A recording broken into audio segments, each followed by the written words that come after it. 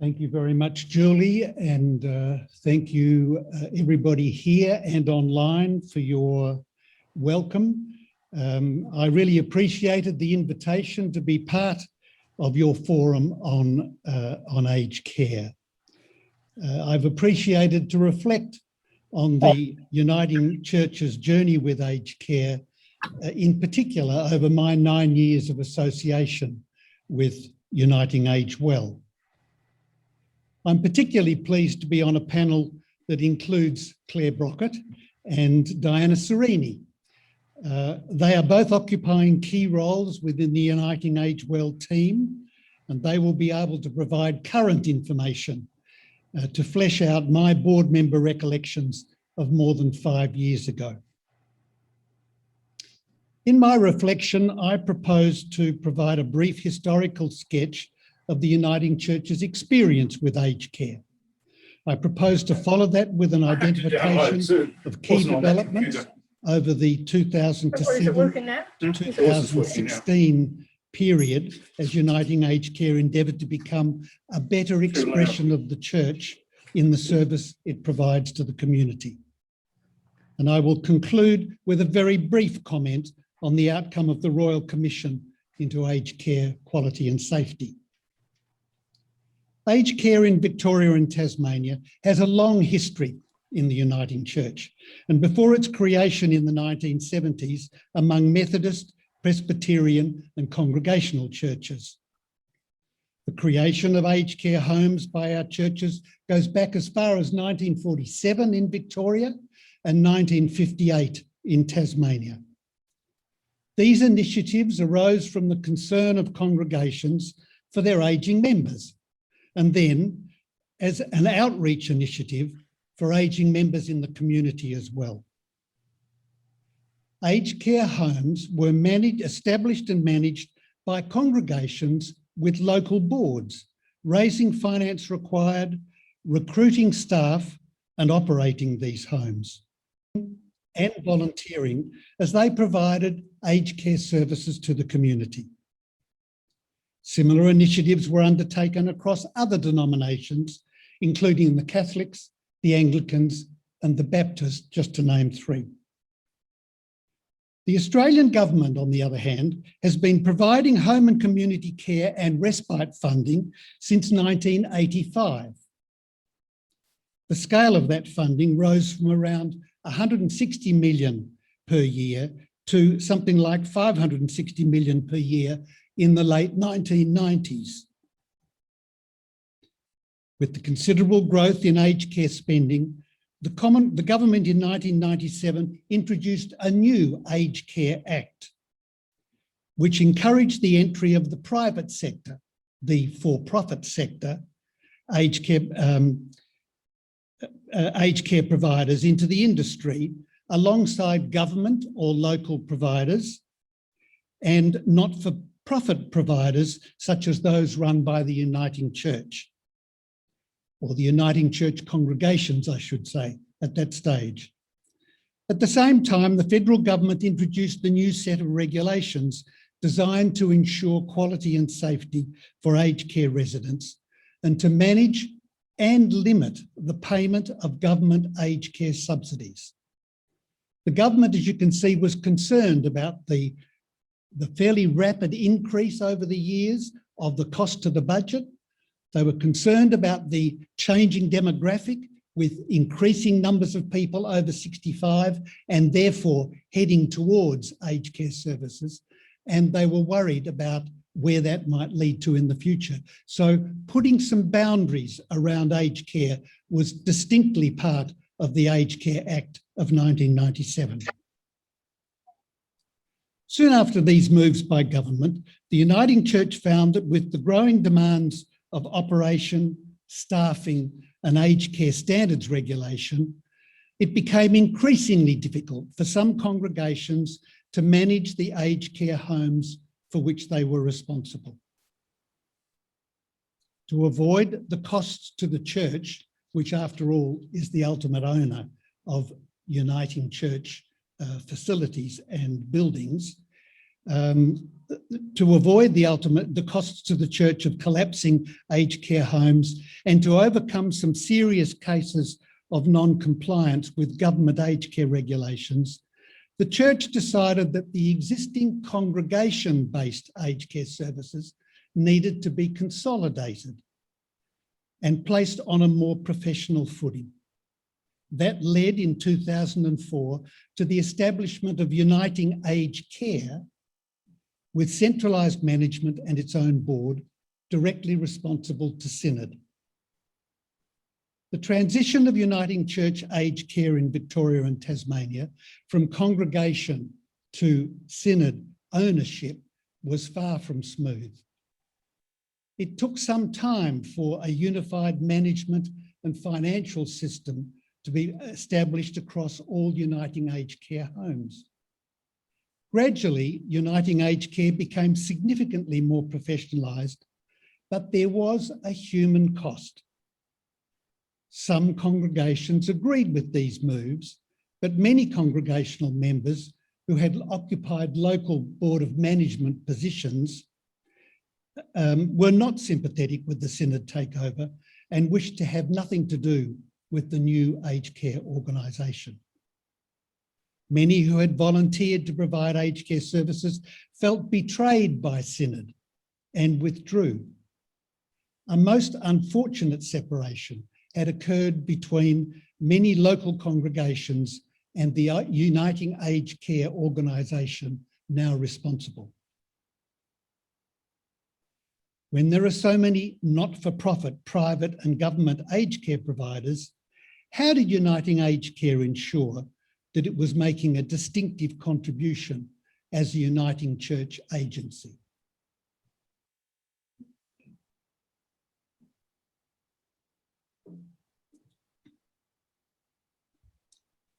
Continuing from the tradition of local congregation-owned facilities within which the local minister took pastoral responsibility for residents, Uniting Aged Care established full or part-time chaplains at each of its facilities. Chaplains exercised pastoral care for both residents and staff. In this role, some chaplains also established links with local congregations, encouraging them to undertake volunteer visiting to aged care residents, particularly those who felt very isolated. During her term as Uniting Aged Care's Executive Director from 2007 to 2011, Robin Batten was responsible for introducing both an integrated system of service delivery and internal training for all Uniting Aged Care staff. These initiatives ensured that independent living, community home care, and residential services could be delivered with individual resident or client uppermost in mind. This represented quite a shift from an organisational to a client-centred approach in advance of government policy and regulation of later years.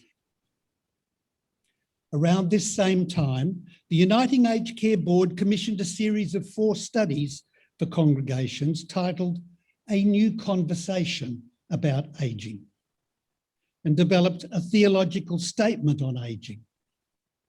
This outlined the basis of the Church's commitment to aged care and enunciated Uniting Aged Care's responsibilities towards older people in our society. These were 2 particularly important initiatives. The studies encouraged congregations to reflect within a theological framework on the changing situation of living longer and current ideas of how to age well.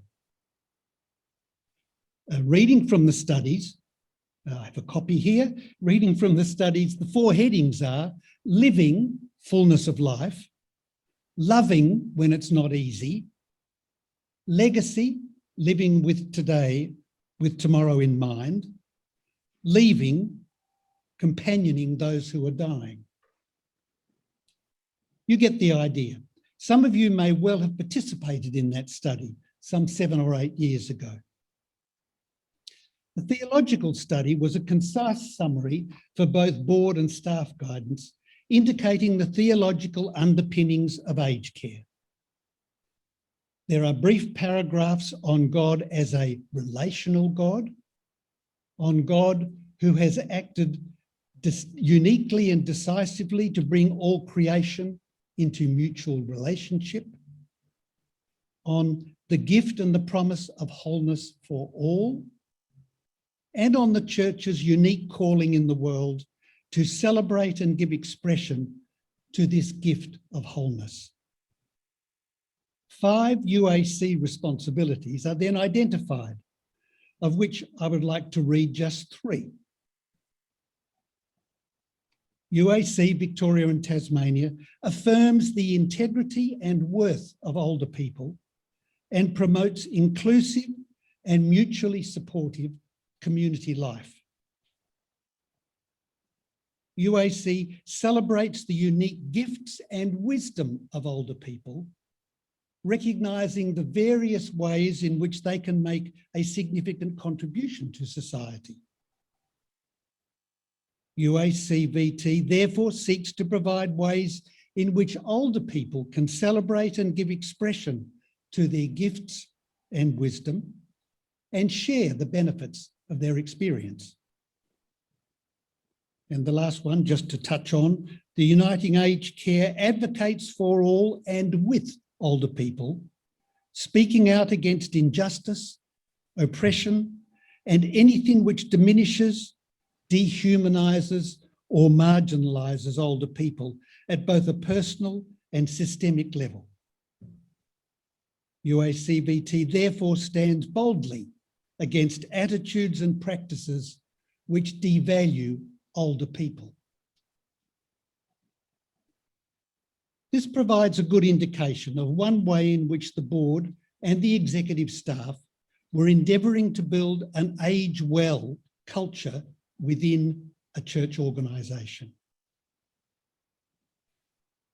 Coming at Age Well from another angle, while she was Executive Director, Robin Batten explored new directions in aged care in both the United States and in the Netherlands. As a result, Robin and her team began the important process of changing the paradigm for Uniting Aged Care from an illness to a wellness framework. That's very important, from an illness to a wellness framework. The focus of the organisation began to shift from how to manage the illnesses of ageing people to how to acknowledge and enhance what older people can continue to do well as they age. The new paradigm was taken up by Robin's successor, Sharon Donovan. You can do it from upstairs if you want. 2011 to 2014. This Just click on that Zoom link. The agency's strategic plan. AUX mode. 2012 to 2017. And the organisation in 2013 changed its name to Uniting Age Well from Uniting Aged Care to signify the different approach to growing old which was being implemented. As spelt out in the strategic plan, in response to the aspirations and needs of people as they get old, UAC redesigned the aged care system to focus on well-being and independence. The Uniting Age Well system, therefore, is a philosophy that supports our aspirations to continue to flourish as we grow old. The strategic plan went on. It is an attitude of mutual responsibility to treat others as you would want them to treat you. The system is a call to action for each of us to take responsibility for our own ageing journey. And the Uniting Age Well system is one involving the wider church, local communities, agencies and organisations working together on a common purpose to change the ageing experience and the conversation.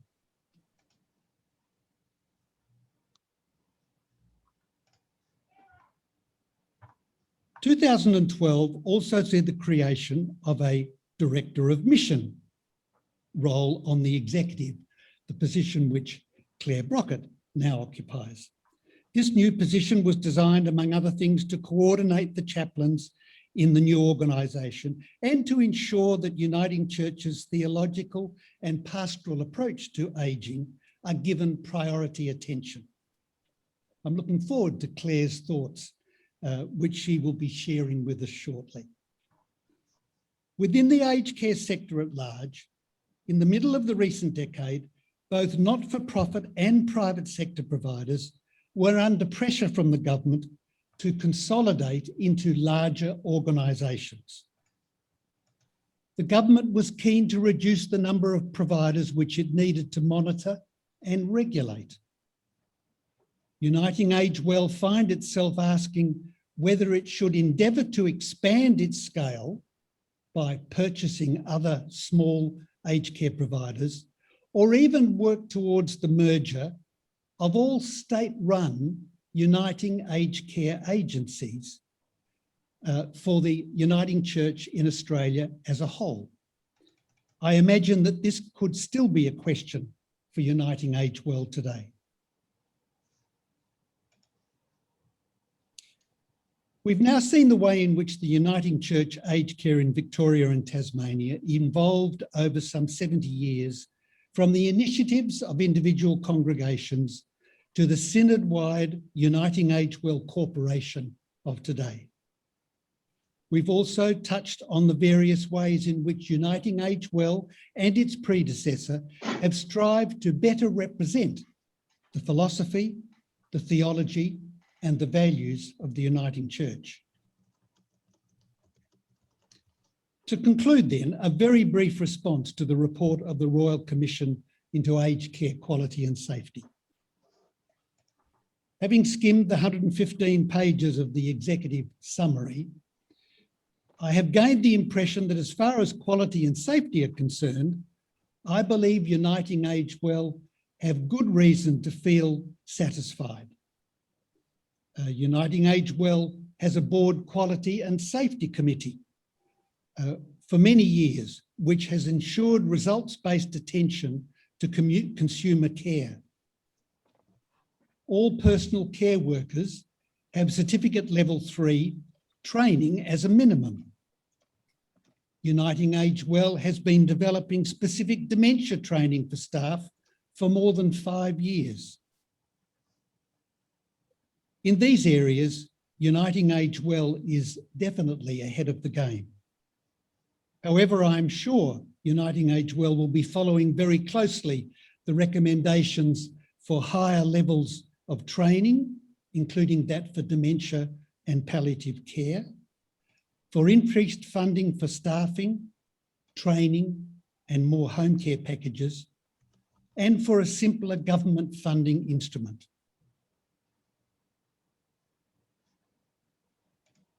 Having briefly run through the history of Uniting Church aged care from community to corporation and touched on the many ways in which the agency has endeavoured to enhance its services as a mission agency of the Church, I have 4 questions for you to consider in your small discussion groups today.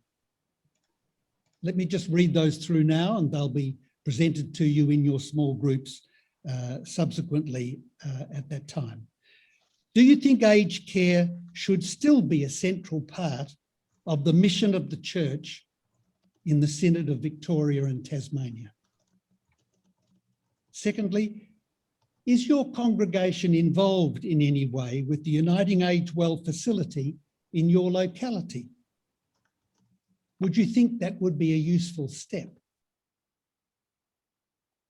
Thirdly, are you prepared to live in a residential aged care home if that seems best for you as you age? And lastly, aged care is now widely accepted in our society as an important community service. Moreover, the sector is increasingly dominated by large private corporations. Should the Church leave aged care to them and concentrate on addressing and tackling other social issues such as poverty, refugees, and Indigenous disadvantage, which are not yet receiving the attention in our society they deserve. Thank you.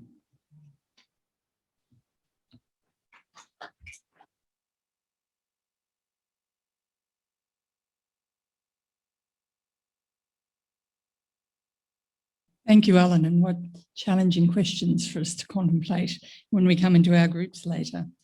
We now have an opportunity to ask Alan anything we'd like to about his talk and his experience. And I'm told that we'll have some Zoom participants up on the screen, but I can't see them yet. So perhaps I'll ask for a question from our people present today.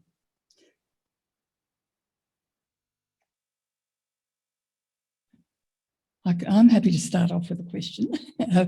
Alan, you've talked about congregations of the Uniting Church being involved in aged care. What do you think about a more ecumenical approach?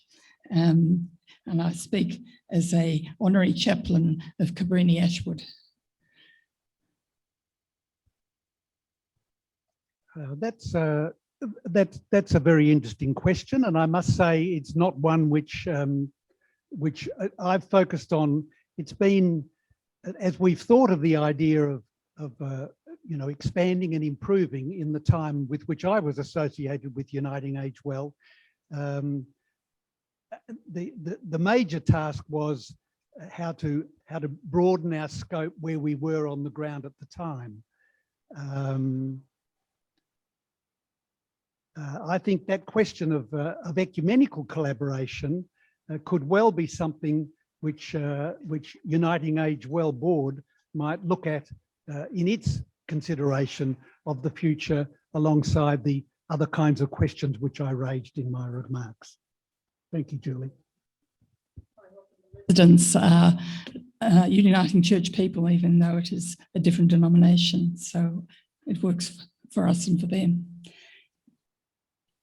Lady sitting next to David, here.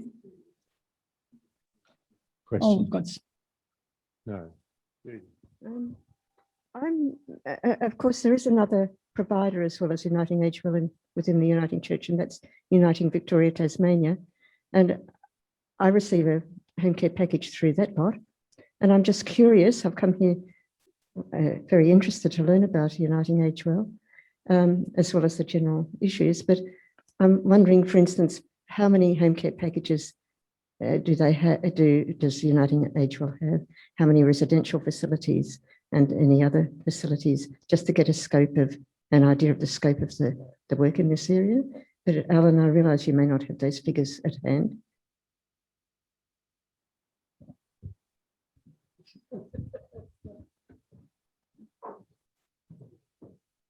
Thank you very much. Yes, that was an omission. I should have mentioned Uniting's role in the area, but consideration of the involvement of Uniting with aged care is something which is really complicated by Uniting Age Well's experience back in 2004. That's the first thing. The difficulties of bringing organisations together in one place. And then complicated again by the process in which Uniting travelled over the last 4 or 5 years, in it bringing together the other community services of congregations throughout our synod into one body, Uniting again.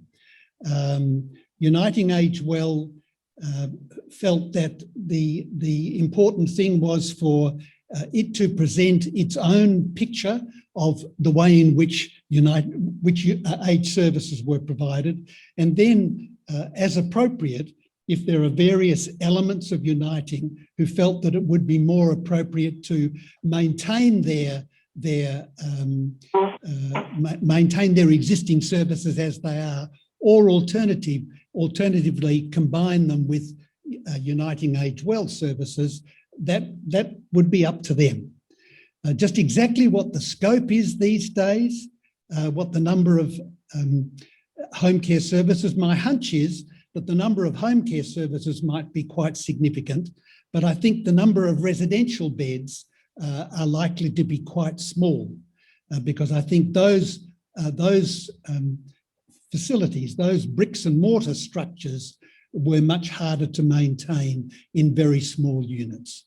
That I think we'll need to wait for a more detailed update from people who are associated with Uniting Age Well today. Thank you.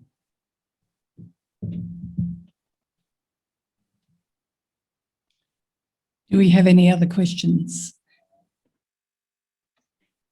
Perhaps from one of our Zoom people, whom I can't see yet.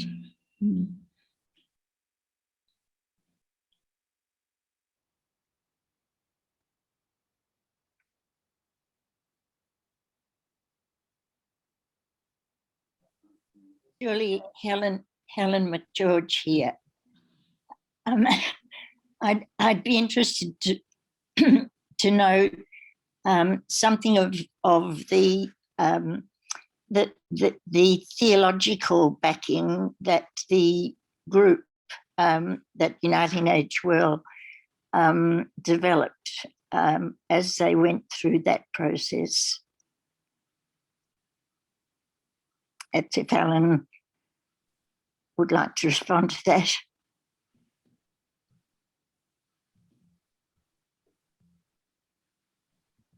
A theological backing. I'm not quite sure what theological backing might mean. Let me explain it. Let me explain it this way. Yes, it's very interesting actually to think about the board of Uniting Age Well.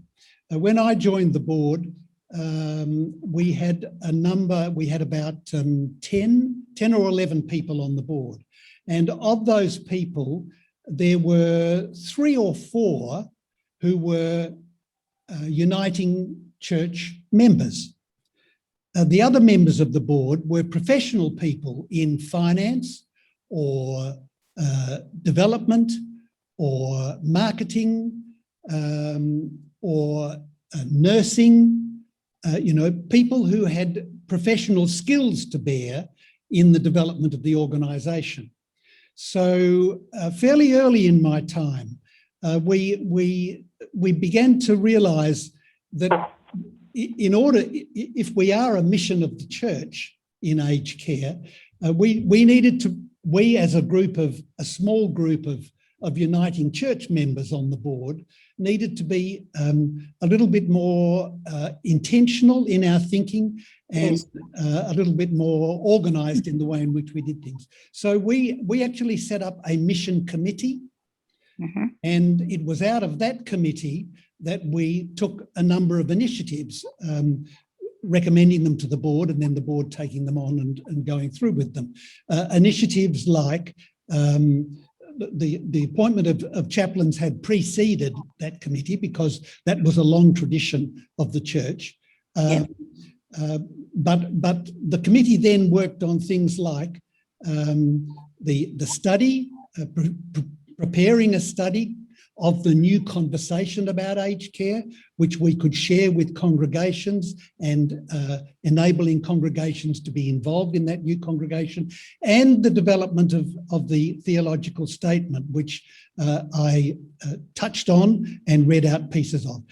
That was something which we were supported by the Centre for Theology and Ministry. We worked with people from the centre in order to develop the theological statement, which we then adopted as a board, and which Clare might talk about a little bit more, either in her piece today or in questions afterwards, because the way in which that statement was established back in 2009, 2010. So it's now 10 years old.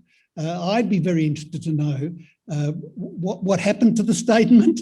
Has it disappeared into the archives of the Uniting Age Well board, or is that something which Clare and her team keep an eye on every now and again, and which they've refined and brought to the surface? Because this is my spin on theological backing. The theological backing of Uniting Age work, of Uniting Age Well, is particularly critical if Yes. we are to be an agency exercising the mission of the church. Thank you for the question. Thank you. Is there time? Certainly. So, Alan, the Presbytery of Port Phillip East has recently done a bit of a vision and strategy within the members of our presbytery. And one of the things that comes across in this very strongly is the fact that many members of our presbytery from congregations say to us, we know the Uniting Church is doing a lot of good things, but we don't know, we're not connected with it.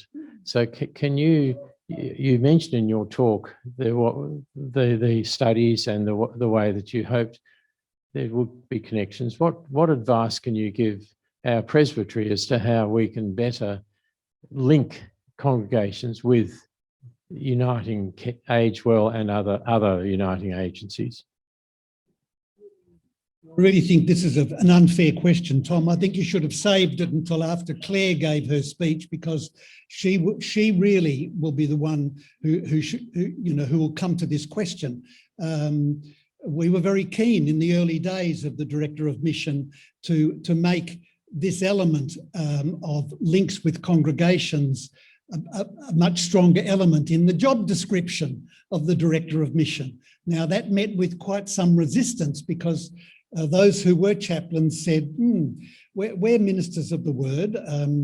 We can see we have a pastoral responsibility to people, but you're putting us in an administrative kind of relationship with Uniting Church congregations, and we're not sure about it. So, Clare, if you don't remember this question, I'll remind you a little later. But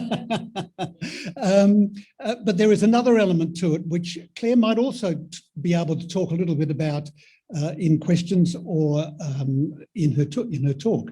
And that is, around the time I left, around 2016-17, Uniting Age Well Board introduced a new community advisory committee for the board.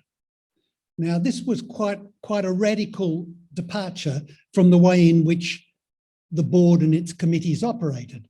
This was a committee which had community representatives on it, clients, their families, a range of people, and that group was to meet together and to identify ways in which the Uniting Age Well Board might better link up with the community, I suspect, including congregations. So I'm going to be very interested to hear if we can get a little bit more information today about the way in which that community advisory committee has been operating and what has taken place as a result. Thank you.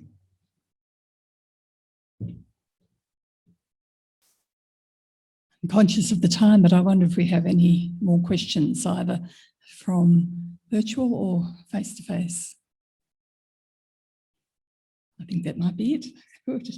Well, thank you, Alan, very much indeed. And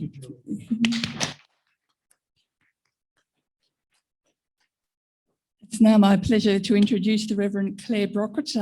Clare is a Uniting Church minister with over 14 years' experience, specialising in aged care ministry, both in Australia and New Zealand.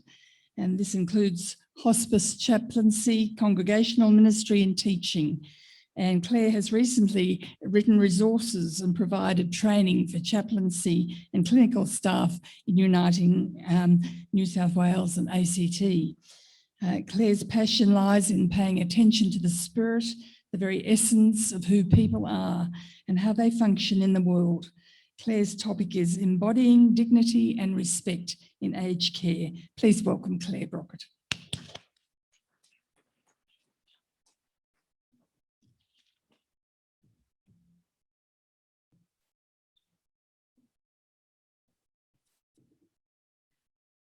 Good morning, everybody, and good morning to those who are joining us by Zoom. I'm just going to very quickly write myself a note because I didn't have a pen with me to remind myself of some of these things that have just been spoken about. So if you'll just bear with me for a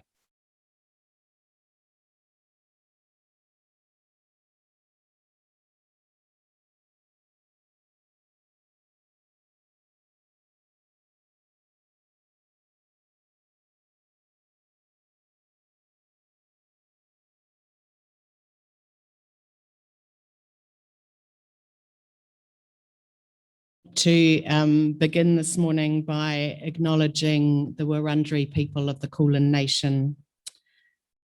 I want to acknowledge that this land was never ceded. It was taken without consent, without treaty, and without compensation. And I want to acknowledge the spirit of the First Peoples and of the land. May we, as we listen and acknowledge elders past and present and emerging, keep listening and engaging in the stories of the First People, the voices and the spirit. And I want to thank you for this invitation to come and join you this morning. And I have to say, it's an invitation about getting out into the world, which has been a little bit different for me. I began in this role at the end of June last year, having only moved to Melbourne at the end of January. And I was here 5 weeks, found myself living in the centre of the city, and then it closed down. And it became a very quiet place, might I say. So my first day, I managed to, my job was actually to clear out the office of my predecessor, the Reverend John Broughton, because our offices were going to move to Wesley Place in the city. That was the first and the last day I met people in person until the beginning of this year. So some of my knowledge is beginning to be full, and some of it is still sketchy because I have yet to go to all our homes and I am yet to meet all our chaplains and managers and staff on their workplace.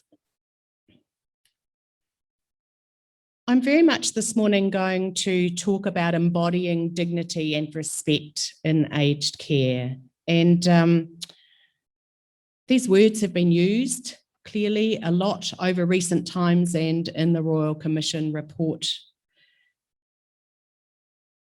But we need to do some unpacking about what they actually mean and how it relates to us for somebody like me in my work in aged care, but for you as people who live in community, and me who also lives in community, of how we connect with one another, how we care for each other, how we advocate for what we need as we age. So I grew up with a father who was a GP in a very low socioeconomic area, and he remained in this one practice for 40 years. I guess I absorbed some of the stories he told. He didn't ever tell names, but as I listened to these stories, I learned the value that he placed on human life, that I think children don't often learn on a daily basis about their parents, or certainly don't reflect about until they're much older themselves. I learned that no matter who you were, no matter what you did, no matter how much you earned or didn't earn, you had a place in the world that was of equal value with everybody else. And I find myself thinking, it's one of our biggest challenges in life, because every day we come across people who are different from us. Every day we come across people who challenge our own perceptions and assumptions about what it means to be human. I realised that connection to self, to others, to the land and creation, to the sacred or God, doesn't just happen, and that deep listening is a skill that is not optional when it comes to providing any sort of care. and reflecting on what it means to be human, and particularly for me as a Christian, I ask myself, what does it mean to be made in the image of God when we are aging? When we often hear people talk about people with memory loss and dementia as saying they're no longer there. What are we saying about the spirit and the being of people who still feel, maybe can't express themselves in the way that we find easy to understand, but still have place, still have need of dignity and respect? It's not always a comfortable place to sit to ask about what it means to be made in the image of God. To be human is not only to wonder about the joys of life, it is about our vulnerability, our times of chaos, and sometimes sheer fear. It can be about our doubt. And yet it's also about our potential. It's about our potential to be creative, to build relationship, to nurture, to hold space for one another. And it's about our ability to be interested in one another because we exist alongside each other. And so if we exist in the world together, we will age together, generation upon generation. We are at a crossroads. The report of the Royal Commission has been released. There is no question there is major reform needed. And who would have known that a year before the report, we would find ourselves in a pandemic, that COVID-19 would change us forever. If there was ever a time to learn from the past, it is now. If there was ever a time for us to join together as communities, as churches, as an aged care sector, excuse me, and as government, it is now. As Julie said in her introduction, before I moved here, I was with Uniting in New South Wales. I had been in the aged care sector while in New Zealand and also here, so coming up now to 16 years. But my later work in Uniting was around designing and creating and building resources for managers and chaplains and staff based on the 2019 aged care quality standards. And these standards were are markedly different from previous standards. The use of language changed significantly. And the first priority and focus is now very specifically on person-centered care, on choice, about needs, about preferences, about how you live, being front and center of all care. However, as we know, change doesn't occur overnight. And this is big cultural change within organisations. Many aged care providers have been working for some years to move from a clinical model of care to a more holistic, person-centred model of care.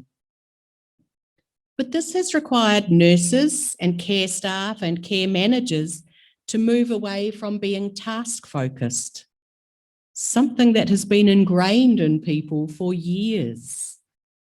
I've got this to do, I've got this much time to do it, I've got these places to go to provide this care, and it almost becomes a time juggle. It takes a lot of reframing to change that culture in our mindset. It takes a lot of education. It takes a lot of ongoing connection and talking about areas where we might trip up and revert back to the old ways of doing things. Part of my focus has been particularly in residential aged care, and person-centred care and choices are really crucial in that first month of someone coming into care. They're crucial at all times, but they're really crucial in that first month. For this is when connections are made, relationships are built. Staff take time to find out what is important to somebody, what gives their life meaning, and how they've found a sense of purpose in life. We look at who they are connected to, who they wish to remain connected to. And we welcome connection with family and friends, especially if someone is not able to express their own needs and thoughts. For me, these are key concepts of spiritual care that is part of addressing spiritual needs. And one of the changes in the aged care quality standards was the focus on spiritual care. Previously, when assessors would come into aged care providers to do assessment, to see if agencies were compliant in their care, chaplaincy and spiritual care sort of was mentioned, and, you know, they might talk to the chaplain, but it was kind of, you know, just a bit out here. They might ask the manager how those needs were met. When I look at the 44 requirements that make up the aged care quality standards, spirituality occurs in almost half those requirements in quite specific ways. That is a big change. And I think that's a fantastic change. I think that's a great opportunity. I think it's great recognition of what we noticed during COVID times, that people are asking the bigger questions of life. People don't want just physical care. They want to be embraced for the whole of who they are. And so this has given us opportunity.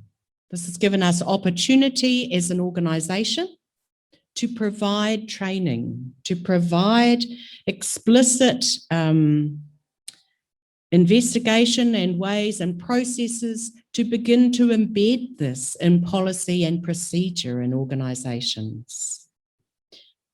One of the exciting things that I am part of in Uniting Age Well is that we are looking at creating a spirituality framework. Well, we're on the way to. And we're looking at a framework that will embed spirituality across the whole of the organisation. So we're not just talking residential care, we're talking all the home care packages, all the corporate staff, everybody, looking at what is our theology of ageing. So we come to this question, I will slip it in here because it seems appropriate, that the Mission Committee and I have begun to revisit the theology of ageing. As Alan said, it's 10 years now. It is timely. And the way we live out and express our theology needs to be relevant to the day that we live in. So we need to, we also will engage with the Elm Centre and with others to look at creating and developing a strong theology that backs and embeds everything we do, because this is who we are as a faith-based organisation, as part of the Uniting Church.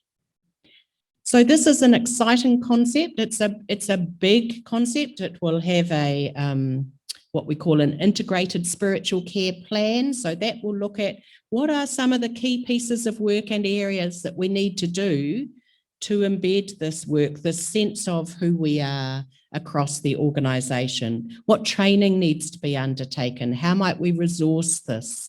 How might we do it in a way that's achievable and not overwhelming?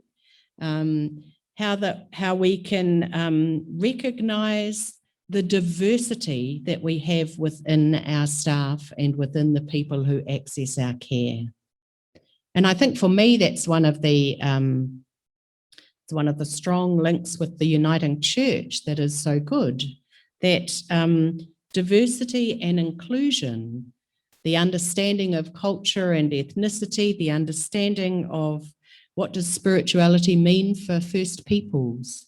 This is crucial work of the church and of Uniting Age Well as part of the church. As I said, we talk about when somebody first comes into care and that balance between welcome, between connecting and giving space to somebody to find their feet, to settle, to get that sense of belonging. But we ask questions about what is most important, not to be nosy, but to find out likes and dislikes, to find out what part animals, music, nature, the church, community groups play in their life. And in asking the questions, we then have the conversation about choices, about how they wish to live and age well in our care. We ask about preferences and needs, and staff are there to help people live as fully as possible. One of the strong drivers in my work when I first became a hospice chaplain was that strong belief that we all deserve to be as connected to ourselves as we age, connected to what is important to us, connected to the sacred within us and beyond us. And we particularly deserve to be connected as we age and move into the dying stage of our lives. And that's not always as easy as we might think. So, what does it mean to embody dignity and respect? It means we have a deep knowledge about these words, and we use that knowledge to inform and influence our daily actions. They can sound very simple words, but I want us to be curious about what they mean. What they mean to you, what they mean to the person sitting next to you, what they mean to all of you on Zoom. There'll be nuance. There'll be difference based on the life we've led, the things that have shaped and influenced our life.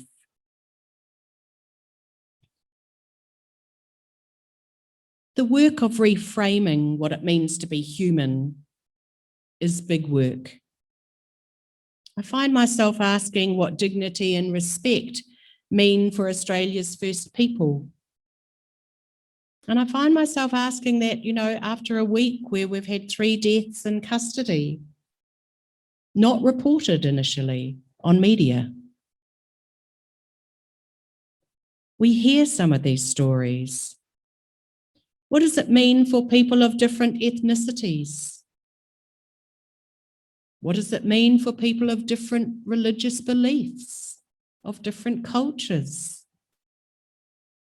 What does it mean to have younger people care for older people and have to comment about very intimate parts of the body when in their culture, a younger person would never have that conversation with their elder?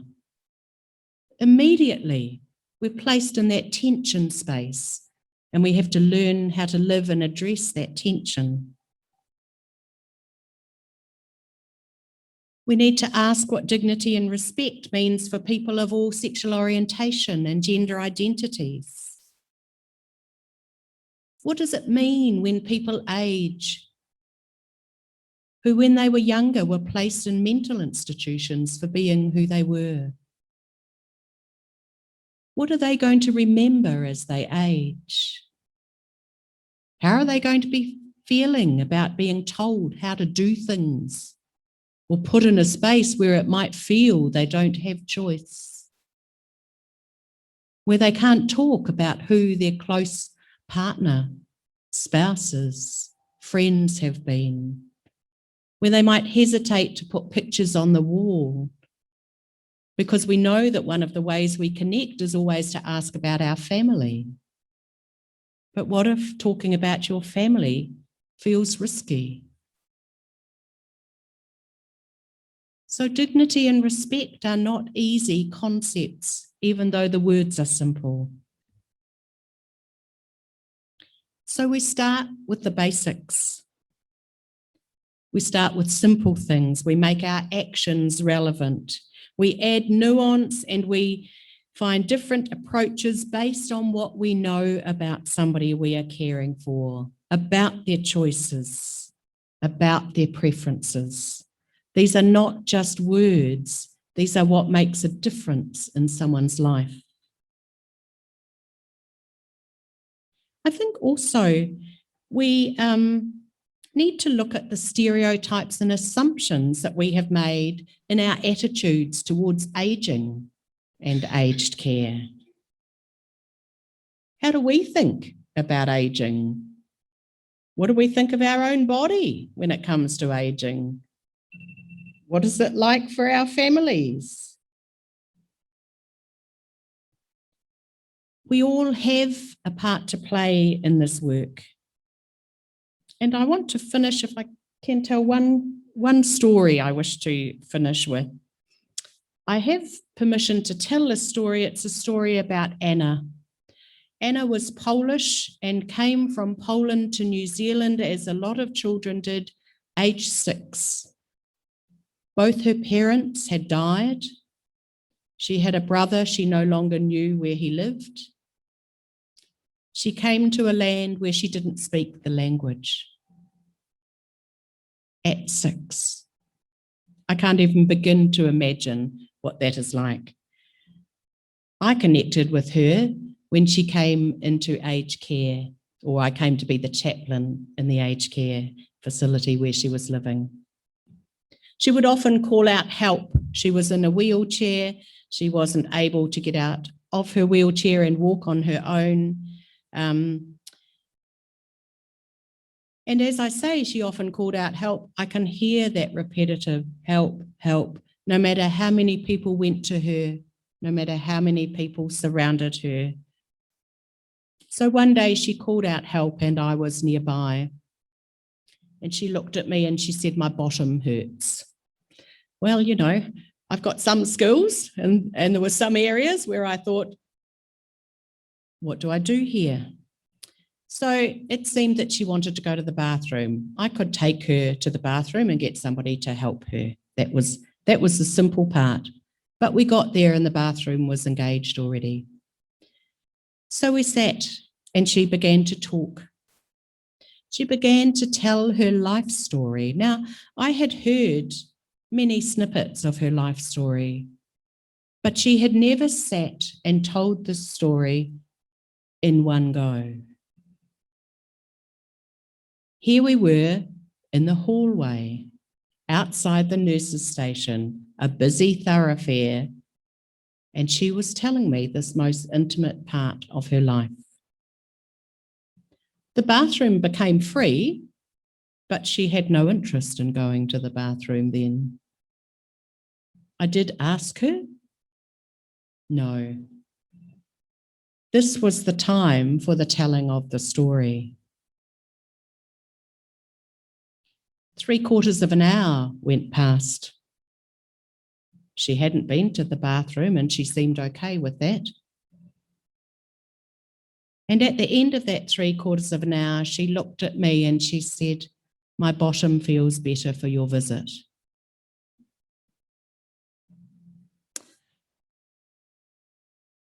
Now, I might ask, what did I do? There is something about listening to the story of somebody and holding that sacred space, because that is what it is when we listen to each other's stories, and have the skill to balance. Does she really need to go to the toilet? Is it my discomfort that we're sitting in the middle of the hallway and people are wandering past and we're having this very intimate conversation? Or is she uncomfortable? No, Anna didn't appear uncomfortable. Lots of questions. Why don't you take her to a private room? Somebody said to me later. Well, that would have interrupted the flow. She wasn't interested in that. This was the one opportunity. So as we reflect on dignity and respect, we need to be kind to each other in our conversations. It is not an abstract conversation. We are all on this path. how we listen and what we say to each other matters. So I'm going to leave it there, and in my questions, I will happily ask and answer some things around uniting age well and spiritual care. Thank you.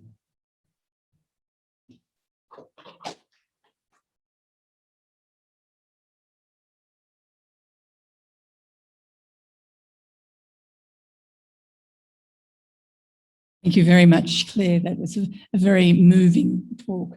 And I wonder if we've got some questions. Certainly have one down there. The 3 volumes of the interim report of the Royal Commission into Aged Care Quality and Safety and the 8 volumes recently of the final report are damning in their indictment of aged care services in general.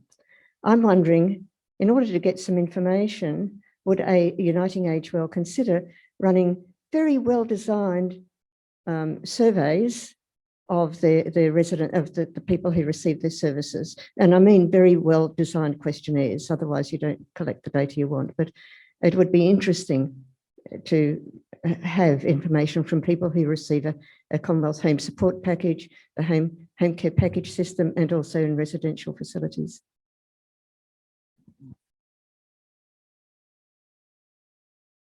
Thank you for your question. We do continuously have surveys around our care. That is just a part of our quality control and routine work that we do. I'm sure there will be some different questions that may be asked as a result of the Royal Commission report, but certainly our quality control, I have to say, as someone who's still relatively new in the organisation, I think has really been exceptional. I don't say that we get it right all the time. I would be foolish to say that, because we're all learning, we're all changing and training and educating ourselves. But we are constantly asking people through survey to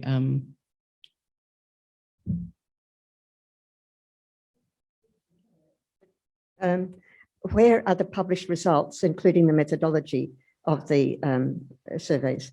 For somebody like myself or others who might be interested in approaching Uniting Age Well for support, I haven't seen, I've done a little bit of homework before today, but I haven't seen any of those, the published results of such surveys. And therefore, for me, they are useless.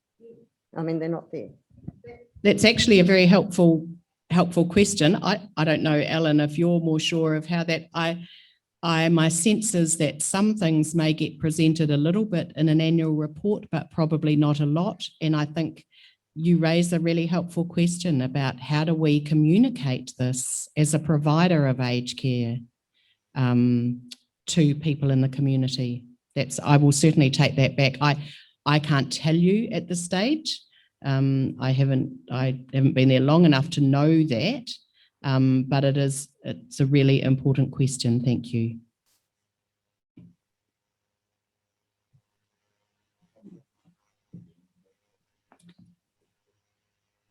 Do we have any Zoom people who would like to ask questions of Claire? Yes, please. Yes, please. Yes.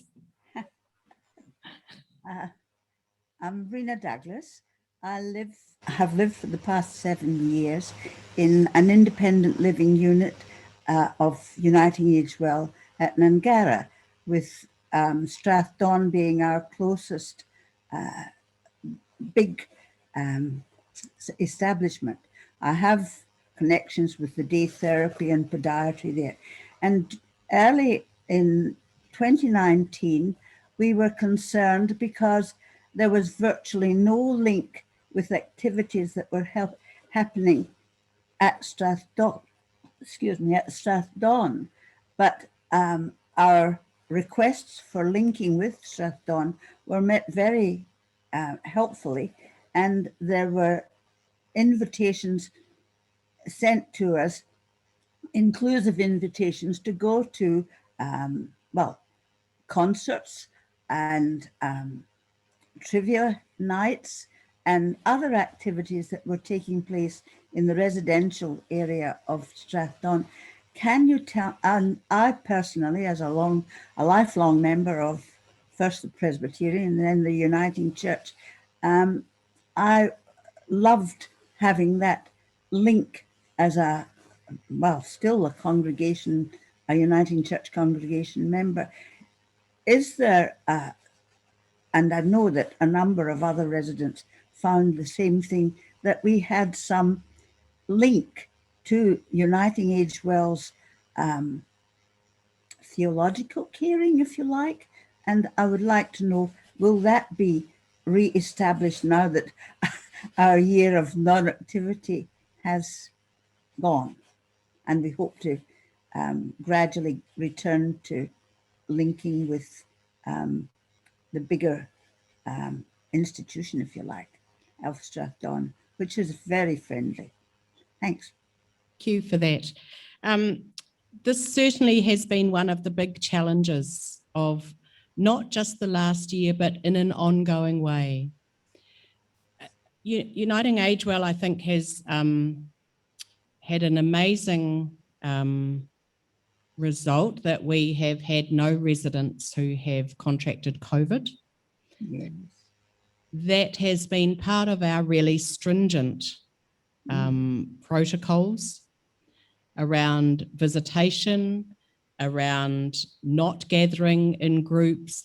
And that has meant, I know the difficulty of that has meant that for people like yourself, that has meant a cut off from things that you have enjoyed and that sense of community. It certainly is our aim to resume things. That is not in question. The question for us is how we do that in an ongoing, safe way. And part of the dilemma seems to be when we then hit things like, you know, a new 5-day lockdown, and all of a sudden we're going, we've just settled back into this, and now we're having to pull out, and now we're going back, and when and how. And those are big things for an organisation to manage. And they are a big thing to manage with our staff. One of the key things we had to make big changes about was we have staff who work at more than one facility. And we had to say, you can no longer do that. Now that, of course, then impacts, you know, are we saying we will provide you the same hours? And we did. I mean, one of the things that Uniting Age Well did do was say, we will cover hours that you would have had somewhere else if you wish to come solely to us as the one place. But we could no longer risk people going to different places because of that risk of infection. So we are cautious and optimistic, I think is my response to your question, that we absolutely know the importance and the value of that connection, of doing things that are enjoyable, that give life and purpose. And one of the biggest things we've responded to over the last year has been to that sense of isolation that people have felt, and that sense of cut off. When we're used to being involved in things, when we're used to people coming in freely and engaging and broadening horizons of what the week entails. So, thank you. Optimism. Thank you. And again, conscious of time, do we have any more questions?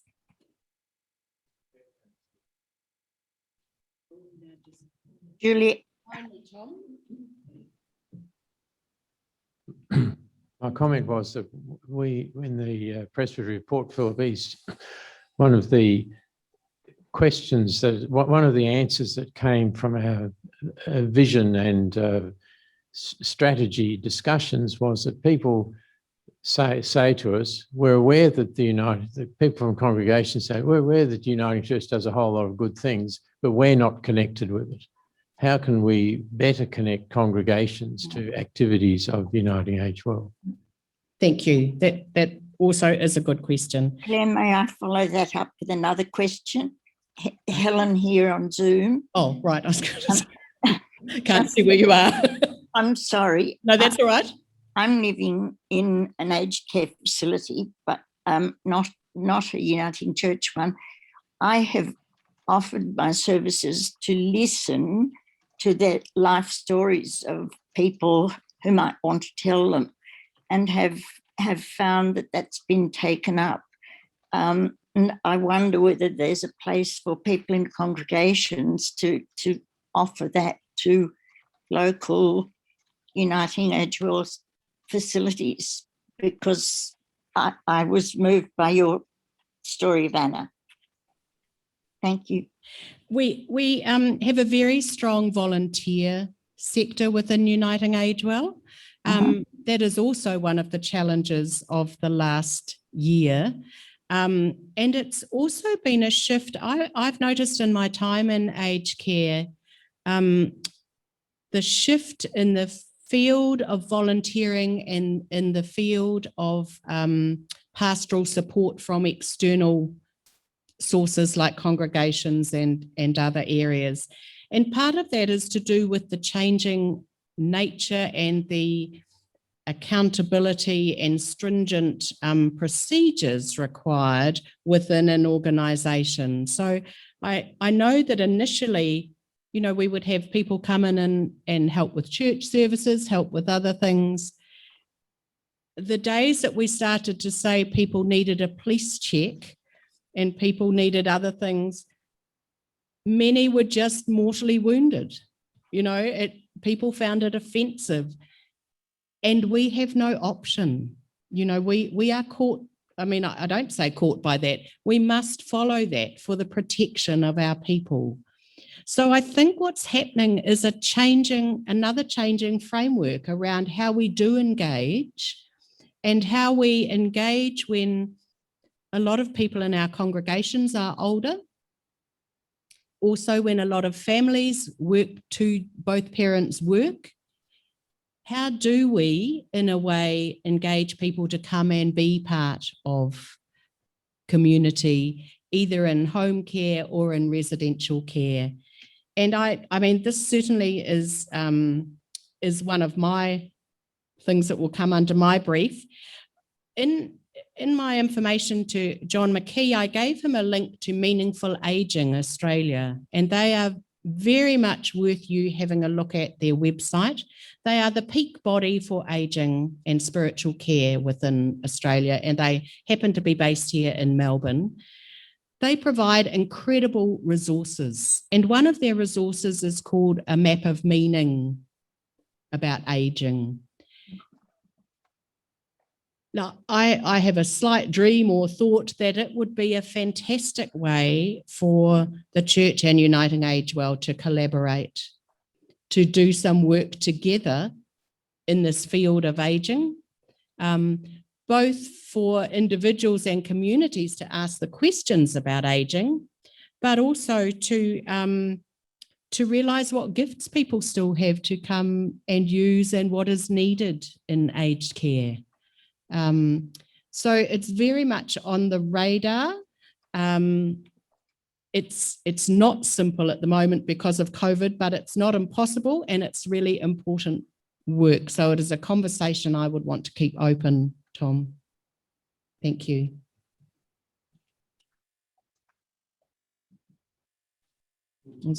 Oh. What was the name of that organisation? Oh, Meaningful Aging Australia.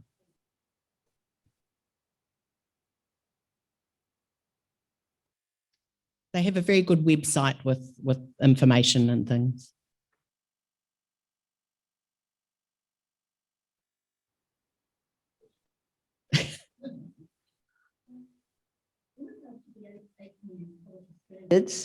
They're very good aspirations. Mm-hmm. Quite often the Commission needs to, I think, set down practical examples of things like case management on their website. But one of the main complaints of the Royal Commission, voiced by consumers in the Royal Commission, was one of costs and fees. So if Uniting Aged Well do run a survey, I suggest you do go to some trouble to try to point out where you are positioned in regard to other providers, because it is a very competitive market. And I'm also still wondering how many, and you may not have these figures with you, Clare, and that's all right, but I'd like to know how many Commonwealth home support packages are provided by Uniting Age Well, how many home care packages, and how many residential facilities, just to be able to compare them with other providers. Might be able to help you more about the home care packages. I know they're in the thousands, and it is a growing area of Uniting Age Well's work. Huge. Yeah. I don't have the figures, I'm sorry, as you said, but it is important work, I think, as an organisation, as part of the church. We realise it's a very competitive market, and yet we also believe that we have something significant to offer because of our values and ethos and our connection with the Uniting Church, that places us in a good position, but only if we keep doing the good work. We can't be complacent in this, and we need to be continuing to be relevant to make our stories and what we offer clear and available to people, to make the where we are positioned in terms of cost and those sorts of things available out in the community. So I think that ongoing community conversation is really vital for us. Thank you.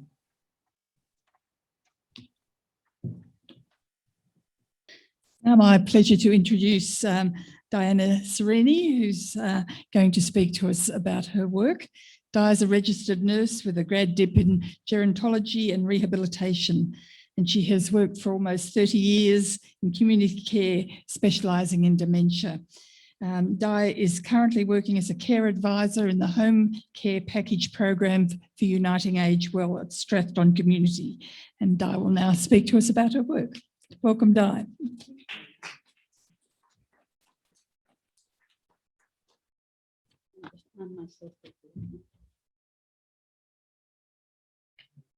Thank you very much, everybody, for having me today. It's a privilege to come and speak to you. And the nature of my talk is going to be quite different to the other two talks. But I just want to illustrate, add a story to Clare's talk about kindness and compassion. About 3 years ago, I had an old lady called Bonnie, who'd been a client for a long time. And Bonnie she was in about 92, and she had 2 marriages, both of whom were abusive. She had 3 sons and 1 daughter. There was a lot of conflict and aggression in the family. She said how much she disliked her grandchildren coming to visit because of their bad language. And one very long-suffering and gentle daughter who found it hard to understand how the system worked, but she was extremely kind. Anyway, Bonnie deteriorated, and I got her a bed at Strathdown in the high care unit. And she was only with us for a very short period of time. But I called round one morning just to see how things were. And the chaplains had set up a CD player with her favourite hymns, playing gently in the background. She was semi-conscious. And her daughter turned to me and she said, "It is so sad that for the first time in her life, Mum has been treated with kindness and dignity, and it had to wait until she was dying." So talking about chaplaincy and compassion and aged care, it is so important. But at least those final few days where she was surrounded, and it was in a 2-bed ward, it wasn't as if she was alone, but it was beautifully done. And the other story I want to tell you, and this is what makes me proud to work for the Uniting Church, is that we have a new residential facility in Hawthorne, a very beautiful new residential facility in Hawthorne. And I've got two clients currently on respite there. Well, I had 2. I now have 1. One went in to give his wife a break, who went and had a meal with him every day. And she said, it's so good, he's not coming home. And she intends to go and have dinner with him every day. She said, I don't have to cook. And they live they live in Hawthorne. And she said, it's wonderful. So that was lovely feedback. But the other feedback I got, that at my church in Kew, we have a social worker whose mother was a resident in the Hawthorne Centre and died last week. And I was talking to her a couple of Sundays ago, and she was saying she also has something to do with another residential facility in Hawthorne run by another, I won't name them, but another church funded group. And she said the difference between the Hawthorne Centre and the other facility is the attention to the needs and the care of the client, their special needs. She said the nursing is about the same, but she said looking at the person as an individual is very different. So I thought that's wonderful. It's a brand new facility and it's wonderful feedback. I also have another client who is known to somebody here, and we are hoping like mad that he stays there because he keeps falling over, and he's tried many places and he finds fault with all of them. He has asked to change rooms twice, but we've got our fingers crossed on the 15th he will decide that he would like to stay. So that's just, a Hawthorne Centre is a long way from here, but it's still nice to know that we're getting such good feedback from such a new facility. So as it was said, I've worked in the community care area for a very long time and running the dementia-specific services at Stratton for many years. And then in 2001, we started to became involved in what was called the CAPS program, which was the first edition of home care, a form of home care packages. And I actually retired then because not only was I running the community programs, but I had to carry a half caseload of packages as well. And the workload was just enormous. I couldn't deal with it. And as you can see, I'm not very young. And so at that stage, I retired, and my husband and I had a lovely time for a few years. But I did continue to run the support group for carers, dementia-specific support group for carers, which I've run ever since 1990 up until the pandemic. And we're now running out of space at Stratton because our home care program is expanding so quickly. So whether we ever find a venue to recommence it again, I don't know.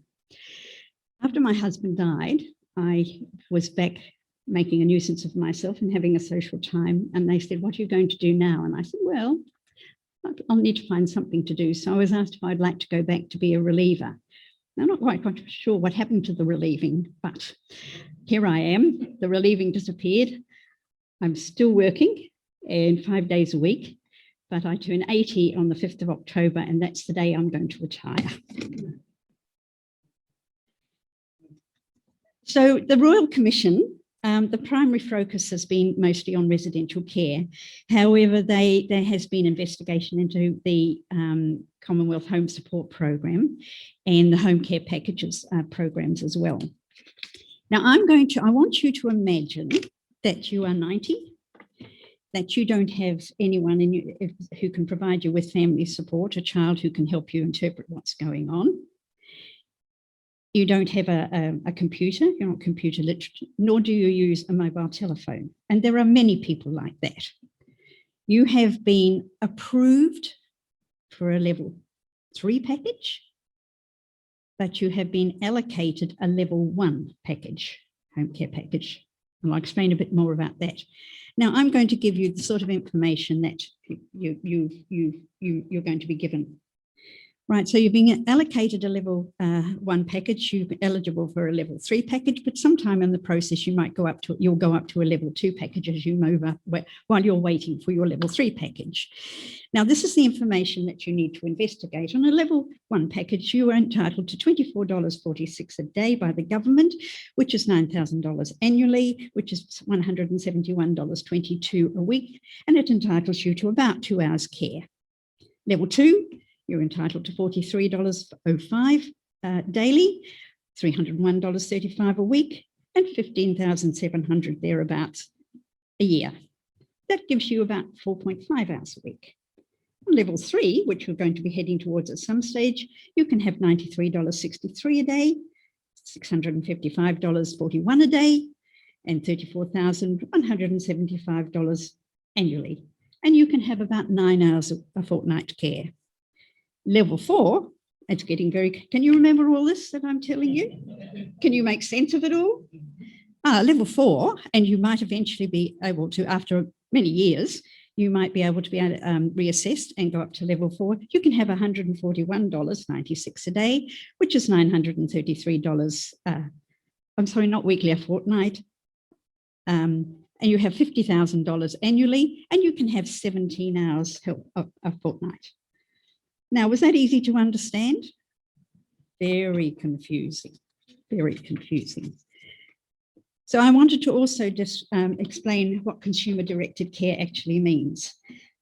Consumer-directed care came in when the CAPS program disappeared, and the consumer-directed care came in. It was introduced in July 2015, and the system changed completely. Case managers became care advisors. Our office administrators who do the arrange the rostering and that sort of things became client liaison officers. And since then, we've had another change at the end of last year. Instead of being a client advisor, I'm now a care advisor. Our office staff, they are now care organisers. And the care plan, which became the service plan, has now gone back to being the care plan again. So you can see it's a rapidly changing field. The legislation keeps changing, rules and regulations keep changing, and it's like being in a whirlpool. You're never quite sure if what you're doing is the right thing. The right thing. So consumer-directed care means what it means is that consumers or clients are offered the choice and flexibility and control over their care and the services that they receive. So that service can be delivered, they have the control over who provides the service and how it's delivered. In other words, do they want to self-manage it themselves, or do they want somebody else to manage it for them? They're able to choose that's choosing the involvement in the level of their package. They are entitled to have transparent information on how they're on their budget funds and how their budget funds are spent. They have the right to be reassessed if their needs changed, and to have access to higher level care if necessary. So prior to people coming into the home care program, they can have what's called the Community Home Support Program. And this is a Commonwealth funded program that provides subsidised services at a cheaper rate for people. And these are the sort of level of package services that are provided by local government and other providers. Uniting Age Well provides a significant number of community home support program packages. And it's the usual things: shopping, personal care, transport, all the normal things that a package provides. And it's where people can get some services while they wait for their home care package. The home care packages are designed for people with more complex needs that go beyond what the community home support program can provide. But as we know, people are having to wait on the home care, make do with community home support program packages, services for many years sometimes before they have access to a package. And I thought what I would do is I'd talk actually about some of the findings of the Royal Commission and some of the suggestions about what we can do about it. So it's very well known, and I'm sure you're all aware, there are thousands. There are over 8,000 people in the southeastern suburbs waiting for packages. And there's almost 100,000, I think it's 780,000 roughly, Australia-wide, waiting for any form of package. People are not getting, so the approximate waiting time for a level 1, for the low level packages, which are level 1 and 2, is about 7 months. 12 months for level 2, and for a high level package, it's 34 months, almost 3 years. So what is happening if people being allocated, like the lady I was talking about, she's been allocated a level 1 package when she's eligible for level 3, which means she needs high level services. And and really at level 1, you could almost say it's Mickey Mouse. They don't really do that. People are often better just to remain with the council because they get more through the council. Because once they go onto a home care package, a Commonwealth funded home care package, the councils will no longer provide them with service. That cuts them off, so they can get more with the council on the low level package than they can through getting a low home care package. Now the government has said they will release 452 million for immediate funding of more packages. Now that's giving us the horrors, because what do you think the government's going to do? They're going to flood us with all the low cost packages. Where are we going to get the manpower to suddenly get everybody, all that 100,000 people, down to a waiting list of 1 month? So we are really concerned as how we're going to manage this. Where do we get the training? Where do we get the case managers? Where do we get the tradesmen? Where do we get how do we provide a huge rush of services? It's going to be impossible. So it's not really going to solve a problem.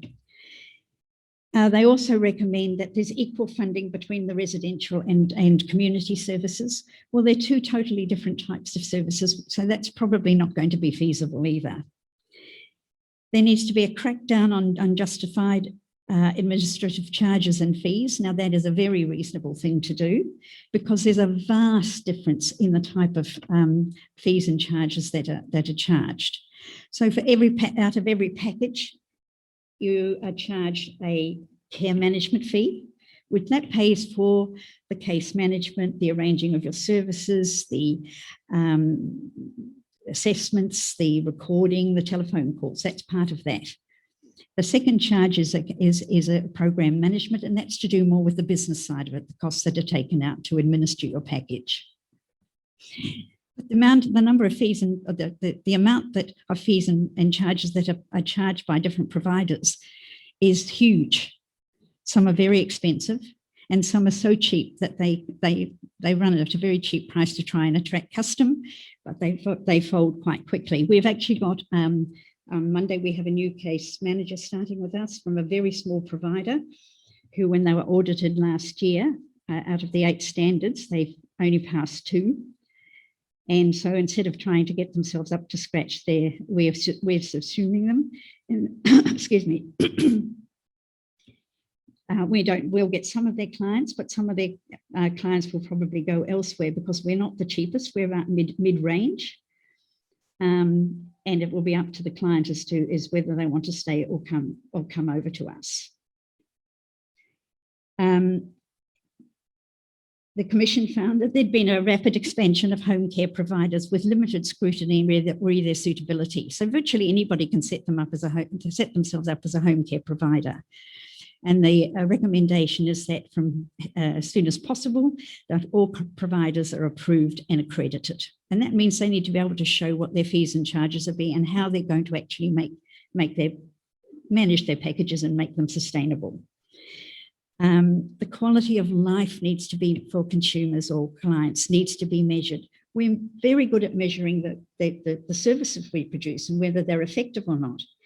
But whether we measure the quality of life, and I was just talking it in the group, we've just changed our co-assessment, and every client coming into the program, we do a co-assessment. And one of those, part of that assessment is called Getting to Know You.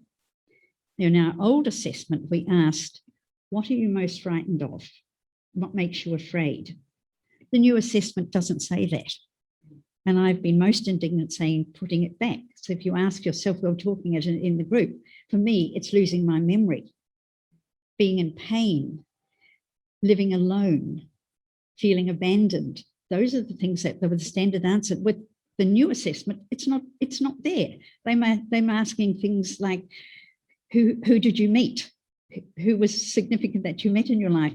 Well, to me, it's much more important to know whether I'm afraid of in terms of producing care and compassion and things that actually meet people's needs, the quality of their life needs. So they're saying now, they're recommending that that consumers or clients, that we now develop instruments and standards to measure quality of life and how well we can do on improve people's quality of life and sustain that quality of life.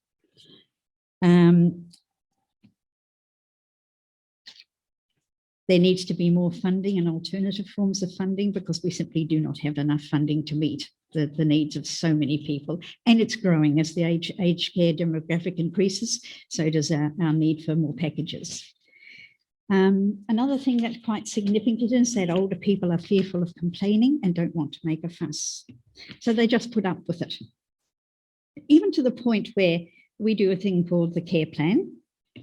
And the idea with consumer directed care is that the client directs if they're having housework, the client directs what the care worker does.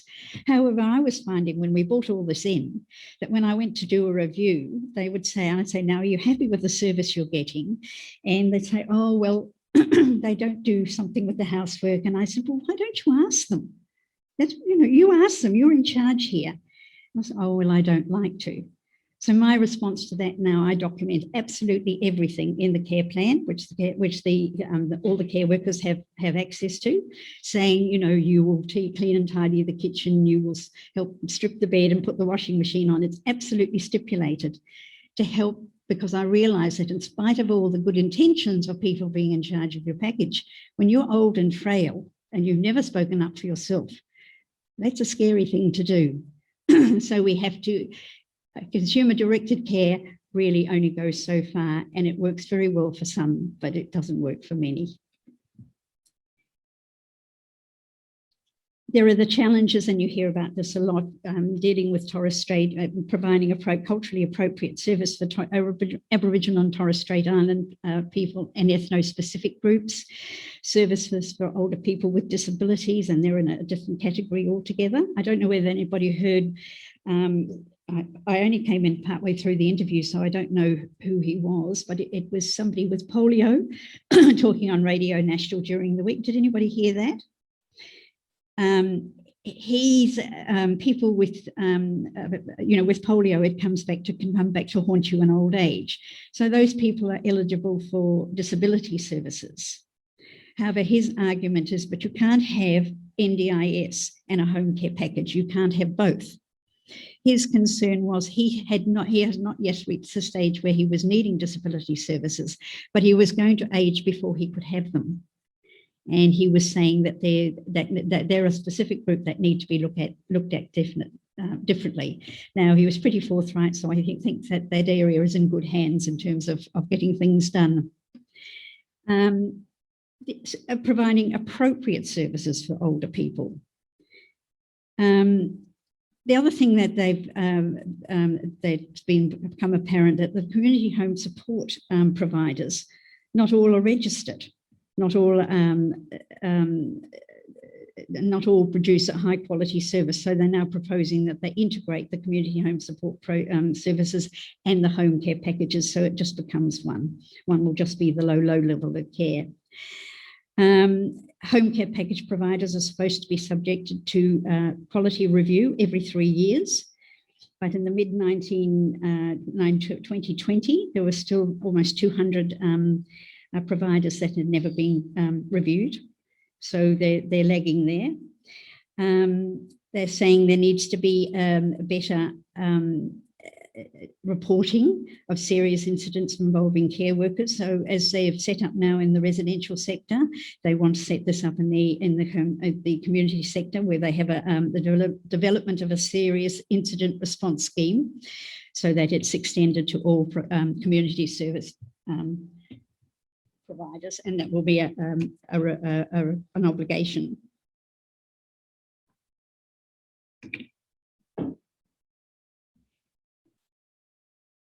The aged care, they're recommending that the aged care workforce, all people that Uniting Age will employ, have Certificate 3 in community care. But not all providers are quite so conscientious about who they employ. So that they're saying that all care workers, all staff involved in community home care packages, they need to be better trained. They need to be registered, and the whole area needs to be professionalised, whatever that means. The other one, another criticism was that the computer data is not looking at clients. It's looking at the processes and not looking at clients. Again, that goes back to quality of life. And I smiled at this one. And one of the other recommendations was that older people need to be encouraged to be more engaged in technology. Well, there are a few people who are sitting there saying, no, thank you. I think in 10 years' time, that won't be an issue. I think most people from 80 down now have mobile phones, but there are significant numbers of people still who and imagine how hard that is. Think of that 90-year-old trying to work out fact from fiction. Who do I go to? Where do I go to get help? And I've come up with a solution that churches could be involved in. So from the grassroots level, one of the problems we've got is unspent funds. When you get your funds and you get your program set up and you have your services being delivered, it doesn't mean you're going to expend your entire budget.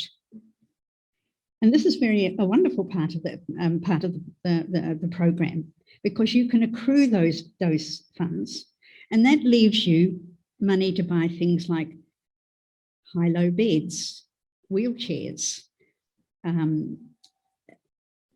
all sorts of aids and equipment. And the idea is it's good to have some money in your, if you like, you call it your piggy bank, that's available there for emergencies. If you go to hospital and your care needs increase over a short period of time, if you've got enough money in your funds, you can we can organise somebody to go in every day to get you up and get you just whilst you're recovering. What is happening is there are people out there who will not spend their money, and it's been like a nightmare. You say, you must spend more money. We've got to do more for you. Because instead, for some people, the money is not enough.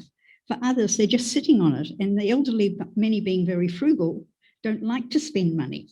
And they like to see it accruing and building up. And sitting out there unused are millions and millions of dollars. We've got people sitting on $50,000. Now, the government is going to actually do something about that. As from up until now, money comes into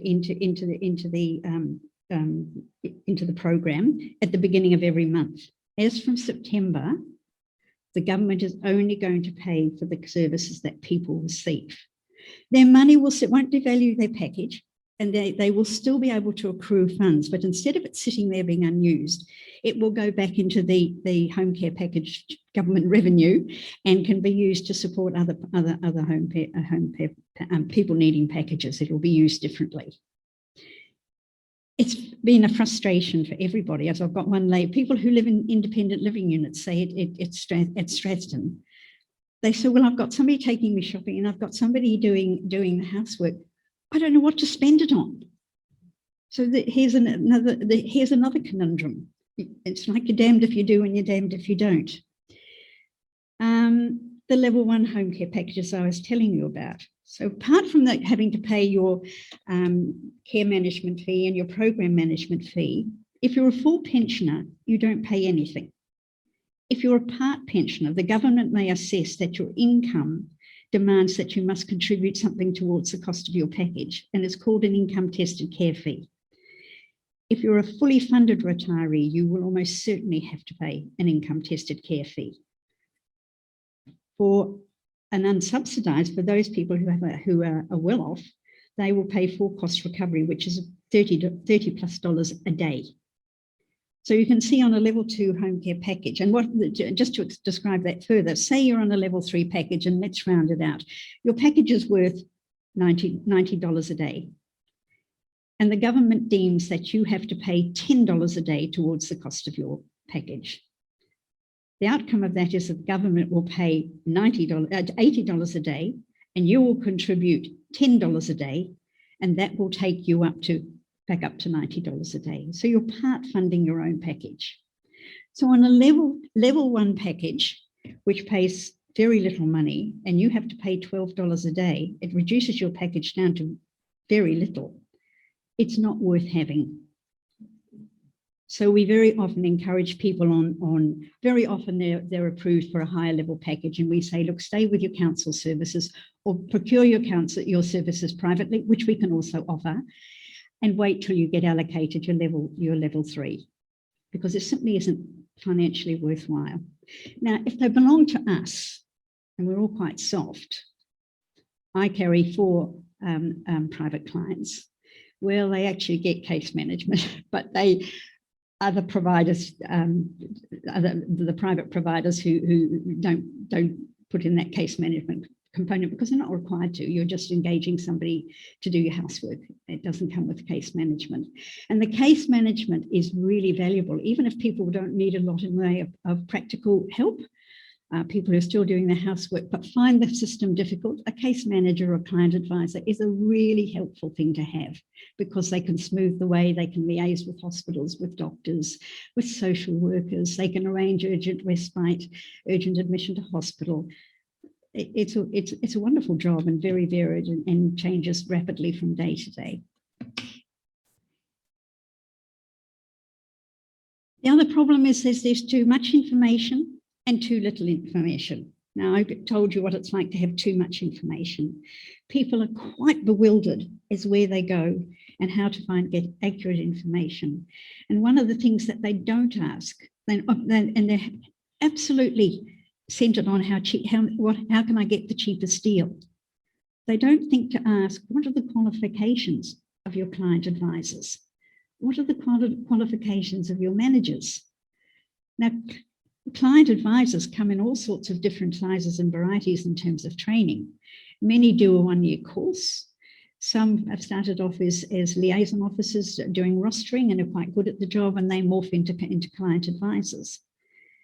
We're not the cheapest, but all our advisors come from either a nursing background, we have a physiotherapist, we have a psychologist, and we have a social worker. So we come as a very well qualified group. And people never think to ask that. So if I take an inquiry, there are things I say to people one is don't look at too many providers. I think we have 50 odd in Victoria. Also, there are other providers that actually are based interstate and they have small offices here. And I say to people, don't look at more than 3 providers. It's too confusing. And don't just look at the dollars and cents. Find out about the package, find out about the qualifications of the people that are going to be providing you with services. That's really important. It's knowing what to do and what to ask and who to ask.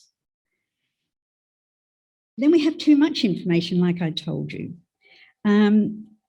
The other problem is that with consumer-directed care, people are supposed to have flexibility and choice, but that's partly sabotaged by requirements of the program. For instance, one of the things we do is all our providers, anyone we pay, they have to have a contract with us. Now, that's not necessarily a difficult thing, but we'll have somebody, we'll call her Joan, and she's had the same, she's come in and she wants her housework done and she wants gardening, that's really important. And she said, but I'd like to keep my gardener.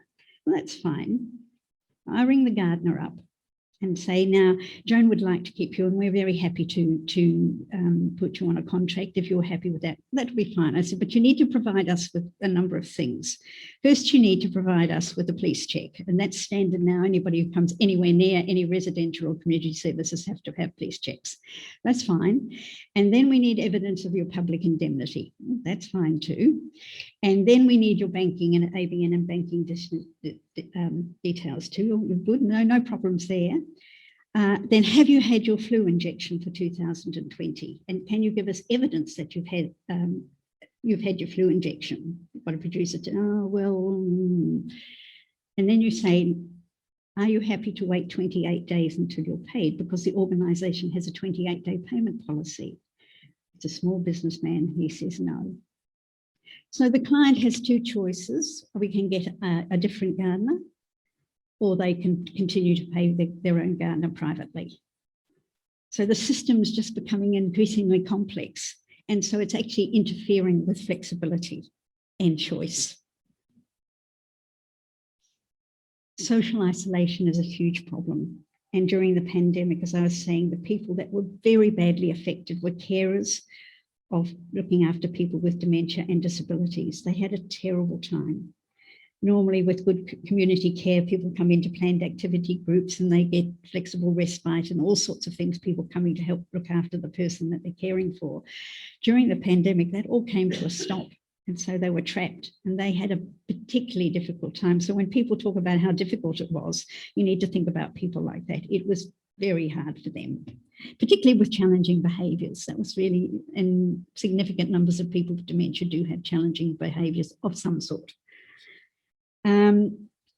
One of the reasons for admission to premature admission to residential care is because people live alone.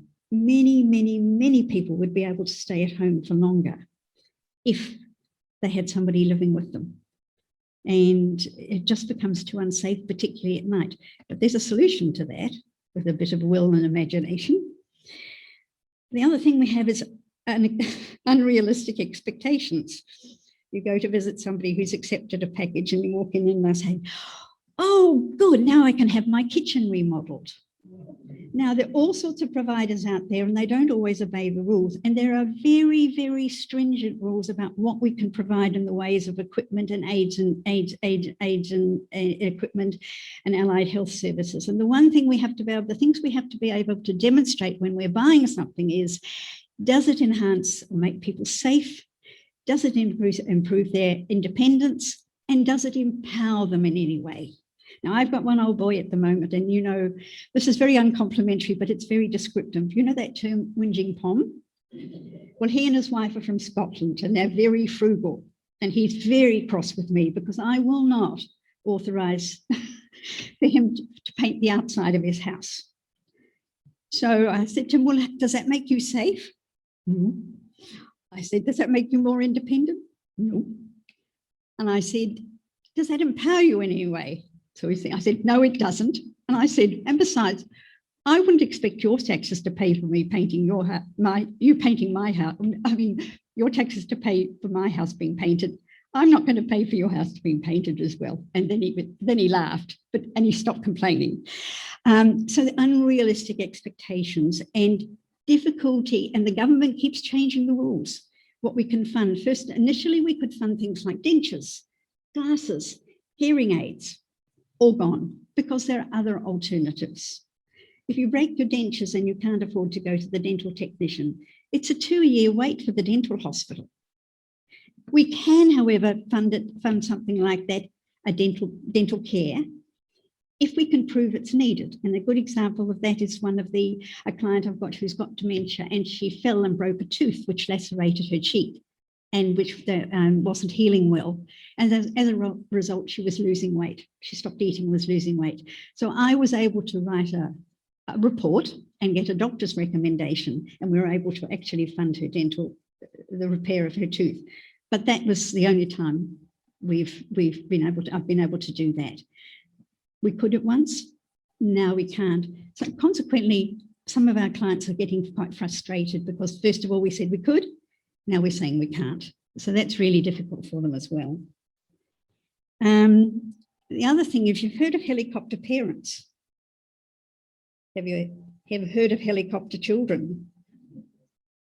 Now, if you want to erode flexibility and choice, have helicopter children. Mostly they're daughters.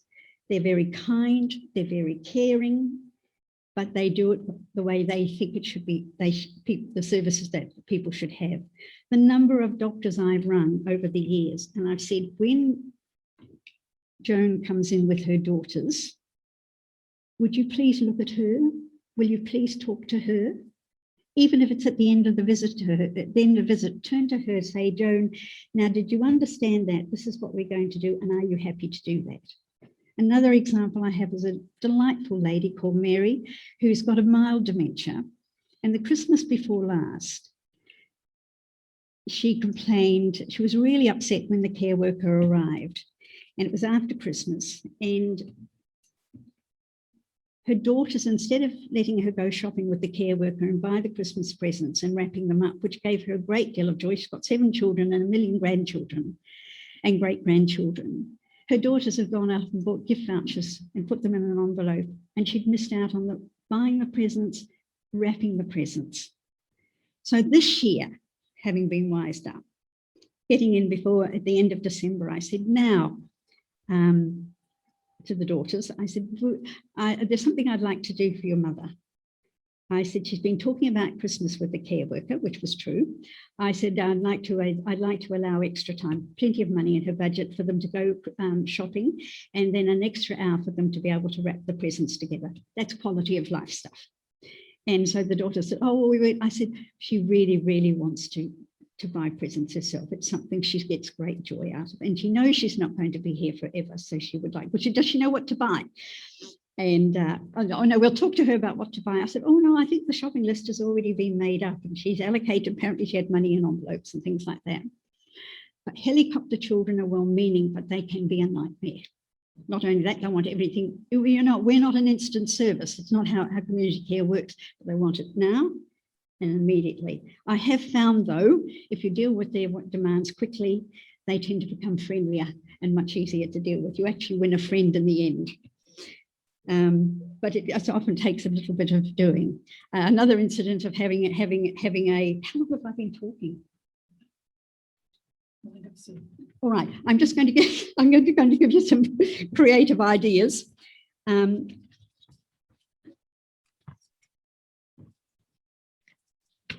the other one was reluctance of clients to accept services when their usual care worker is away.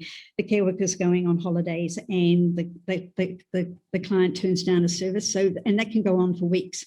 So then we end up with a form of self-neglect, and that's a huge concern. But they have the right to do that. And point 7 of the aged care, what's it called? The aged care Charter of Rights says that people have the right to live any way they wish, even if it's at risk to themselves. So I'm just, because we're running out of time, and I can, as you can see, I can talk about all this sort of stuff endlessly, but I had some ideas that require imagination and creativity, which I've lost. I can remember them anyway. In terms of what churches and people can do, the fastest growing democratic we know is homeless women. Now, some of you may have seen that program last year on the Uniting Home Share program. Did anyone see that program where one was a student, where they were both older women, one had a student and one had older women, and it's run by Uniting. It's a small program, and I actually have a client who's blind and he has a home sharer. A home sharer donates, guarantees one year of service. They're not charged any rent. They contribute towards the utilities. They provide their own food. But in return for the accommodation, they provide 10 hours assistance a week in the forms of gardening, meals, shopping, light domestic duties. Now, what if we took, now we know some of those homeless women are middle-aged, some of them well-educated, due to marriage breakdowns or whatever circumstances they find themselves without homes. What if we harnessed into that demographic and offered them, put them out and offer them as home sharers to people? And then if they did that for 5 years, they were guaranteed low cost housing. What would be wrong with that? Wouldn't that be a marvelous idea? What about putting homeless women or homeless groups together in a shared house and sharing their packages, older people?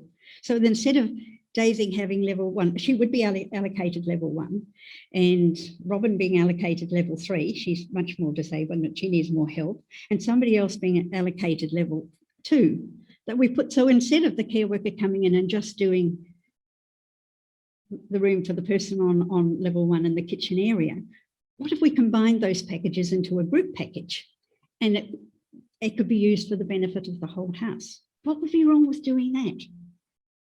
Now, one of the other things that I think churches could play, and all sorts of organisations, why couldn't it be done? And the Commission does talk about more volunteers. We employ volunteers in the residential care sector, but we don't employ them, we don't have them in the community sector at all. You had the Red Cross provides volunteers for high-level packages, and Do Care was providing volunteer visitors for low care packages, but I found it was very unsuccessful. Just doesn't seem to work. It'd be wonderful if we had our own community volunteers who could get out there and write those life stories and things like that. Wonderful foil for isolation.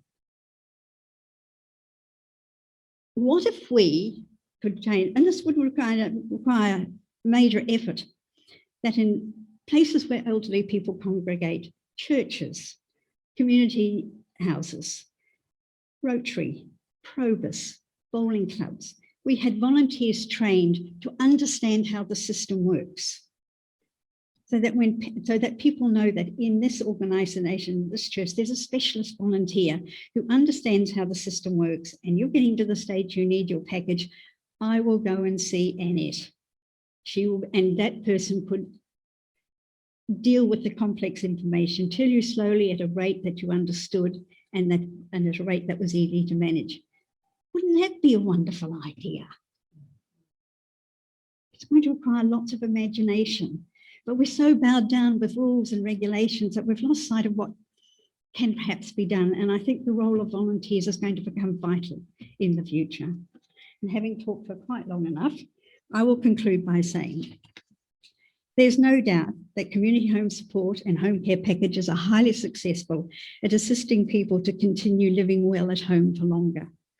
By providing appropriate supportive service at the right level of care, as well as supporting the people who care for our elderly, we're able to meet our clients' greatest wish to continue living in my own home for as long as possible. However, the challenges of accommodating the ever-increasing number of people waiting for packages and to ensure they have the right level of support at the moment seems overwhelming. It's going to require creative thinking, more funding, more transparency, better scrutiny and monitoring, more staff, better training, professionalisation and regulation of those that provide and deliver services, and more community involvement. But most importantly, we have to listen and empower our elderly and their representatives to find their voice and demand that they get what they've been promised. Thank you, everyone.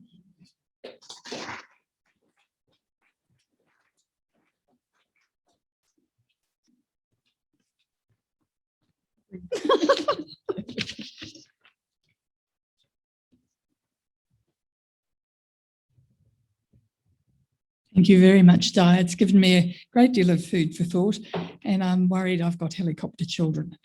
So time will tell.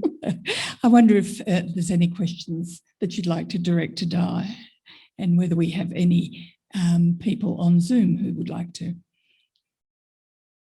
I'd also like to say, if anybody wants information about home care packages, I'm very happy for you to contact me at Stratham. Very happy. I call it my volunteer work.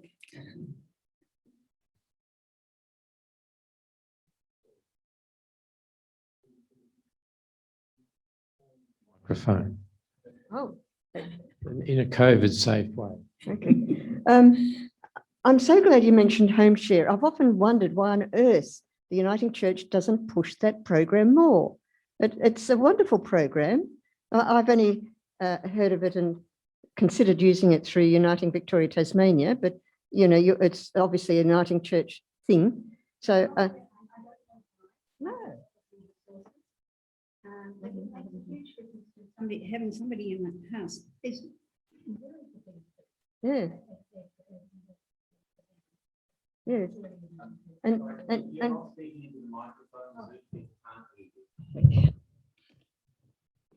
don't know why they don't push it. In fact, I Googled it. I know at one stage BapCare was running the same sort of program. But when I Googled it, home support programs, it came up pages not available. And it was only that I knew that it was run by Uniting that I then went to Uniting home share program, and I already knew the information, but I wanted to see whether that information was widely available. So unless you knew about it, you wouldn't know where to find it. But why couldn't we do? Why couldn't it be expanded? It was a wonderful program. National program, That's right. you know, that's part of its value. But my other question is, has Uniting Age Well been approached by consumers wanting to use Mabel, the online platform, for arranging your own thing, and what has been the outcome? Yes, they have. We've had people approach us about Mabel. Mabel insists on being paid within 2 weeks, and our organisation pays every 28 days. So we've been unable to use Mabel. We would if they would accommodate us, but they won't. It's Mabel, a provider of services. Yeah. Your invoice arrangement's based on 28 days, and this is based on 14, but I don't understand why that is a problem. Neither do I, but it is. And that's the best answer I can give you. I don't deal with those sort of administration matters. Get a new programmer, get somebody to design some new software. Do we have any other questions of Di? They've beaten you all over the head. You know everything you need to know about that. Good. Fine. Thank you very much, Di. I'd now, just to wind up, like to introduce via Zoom Reverend Arnica Opawell, who has worked as a minister in the congregational ministry for over 30 years and is currently our Presbytery Minister Pastoral Care for Port Phillip East Presbytery. And as part of her work as a minister, she's been involved in pastoral care in many aged care facilities over the years and has loved working with frail and elderly people in those settings. So I'll hand over to Arnica, who's up there on Zoom. Thank you, Julie, and thank you for inviting me. Thank you for a very invigorating, interesting morning. And to have, I think I've got 10 minutes to bring it all together. Well, my mind is still reeling with the information I've received, and I'm sure that that's the same for everybody else, which is a good thing because it will give us, we'll need some time to digest it all, but it's been wonderful input. Just to go back, Ellen started with a wonderful overview of the history and developments from the perspective of somebody who's been very close to those developments. And that was really interesting, especially for somebody like me who's come from outside has had experience of the Uniting Church care for the elderly only from a sort of grassroots level, but never knew much about the history. And this has been very fairly illuminating. Then Clare came with some really, the things that sort of stayed with me there were how we connect, care and advocate. I thought connect, care and advocate are three really important words that kept coming back in the rest of the conversation as well.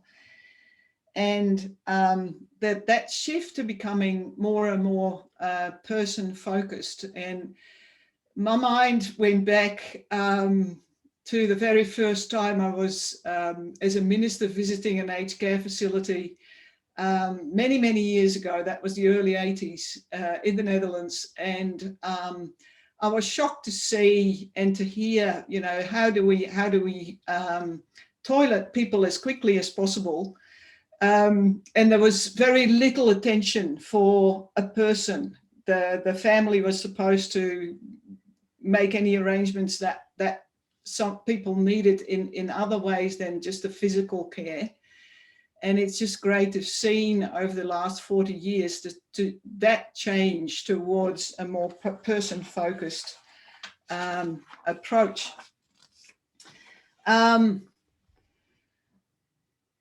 There's that reference to the rules and the more and more attention for diversity. At the same time, that has created a lot more pressure on those who provide the care and who are involved in the caring. The skill sets, and I've supervised some chaplains that worked in aged care, the skills that are needed, the training, the background knowledge, and even the administrative skills. The pressure seems to keep increasing, and it doesn't always make things easier. I was also thinking about touch and intimacy in relationship to respect. With COVID, we've seen what it does to people when they are deprived of any touch and any intimate closeness. But at the same time, over the years, I think it's become more and more clear how that part of the work that's often so important is also fraught with safety issues and issues around, what respect is and how physical intimacy can be different, experienced different, and the needs very different for different people. And again, something that needs attention and training and awareness. My breakout group was really interesting, and all these important things came back, but now from people who are, some of them experiencing the care at the moment, and all have close friends in it. And the main things I think were what came out was choices and agency and independence. So the ability to determine, self-determine what happens, and not have things, as one of us said, done to you. The conversations, those conversations are again led by the people that are in it, and can't be in any way patronizing or and I've worked in North Baldwin as a minister with a congregation where I think 80% was over well over 75 or even 80, and I've learned there that people of whatever age can speak for themselves as long as you give them a little bit of time and attention, and that too often our ideas and prejudice about what people are and how people need to be served get in the way, when we're too hasty, get in the way of good care, and that those conversations and the listening. And I think Diane gave us a lovely talk about all those practical things and the complexity of what we're facing. And it was just wonderful to hear you finish, Diane, with the listen and empower. I think that should be written in neon letters over every report and every plan and every engagement. Setting standards was another thing that kept coming back, and I think over the years that's become more and more important. You don't want to go overboard though. From some of the chaplains I supervised, the bureaucratic side of that sometimes became difficult and got in the way of care, and we don't want that to happen. That beautiful story of Clare, where waiting for the toilet in the hall, there's time and flexibility to care, to listen, to be with somebody, to build relationship and be available. I think that's an excellent example of where we can sort of focus on as an image of what's needed, and to make that possible in multiple different contexts and situations, with taking into account different people, different abilities on both sides of the equation. So I think I might leave it. Oh, one more very important thing I think I need to mention that came up in our group.